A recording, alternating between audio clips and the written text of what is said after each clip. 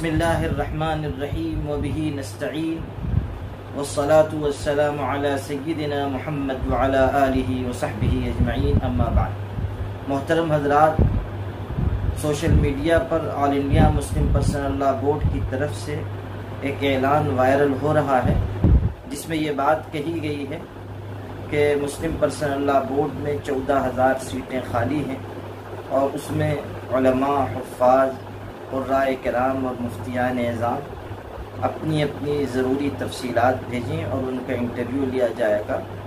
اس میں آدھار کارڈ وغیرہ بھی طلب کیا گیا ہے اور ایک موبائل نمبر بھی درج کیا گیا ہے۔ میں All India Muslim Personal Law Board کی طرف سے اس بات کی وضاحت کرنا چاہتا ہوں کہ یہ غلط خبر ہے اور مسلم پرسنل لاء بورڈ کی طرف سے ایسا کوئی اعلان جاری نہیں کیا گیا ہے اور نہ ایسے کام مسلم پرسنل لاء بورڈ کی طرف سے انجام دیے جاتے ہیں۔ اس لیے کوئی بھی عالم، حافظ، قاری اور مفتی متعلقہ نمبر پر اپنی تفصیلات نہ بھیجیں، اپنے آدھار کارڈ وغیرہ نہ اس نمبر پر نہ کسی اور نمبر پر ارسال کریں۔